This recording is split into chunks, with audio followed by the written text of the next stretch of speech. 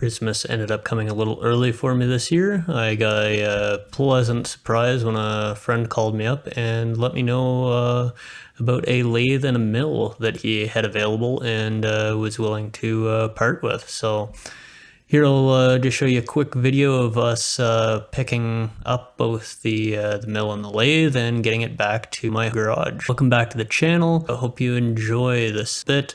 It is really good to have friends with a knuckle boom to help you out. Once we got his international in place here, we were able to get his knuckle boom to pick these things up. I threw the lathe in the back of my 2500 and he stuck the mill in the back of the international. Back at my garage there, we started with the mill, and this is where we weren't exactly sure how this was going to work, but we were really hoping that the engine hoist was going to be able to lift and work this. So it's a bit of trouble getting it up the little slope there into the garage, but once we did, no problems.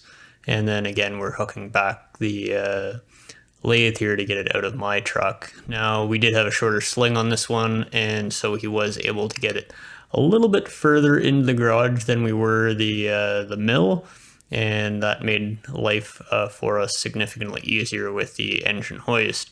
If you don't have an engine hoist in your garage, I would seriously consider adding it to your collection of tools. For all of this kind of stuff, I've used it for pretty much everything, from moving big things like this and actual engines, all the way to unloading my dust collector. So here they are in their final resting spots, at least for the time being while I clean them up. But as you see, there is a lot of surface rust.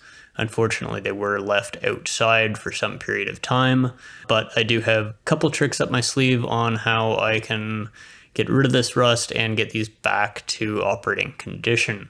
They were operating in a shop up to the point where they were removed, so I know motor-wise and all of that, everything is in good working condition. Stay tuned for some upcoming videos around the lathe and mill. I have a little bit of work to get these back into fully operating condition, obviously with the rust removal and light restoration work. The electrical for this, which will include a converter from 2-phase to 3-phase power.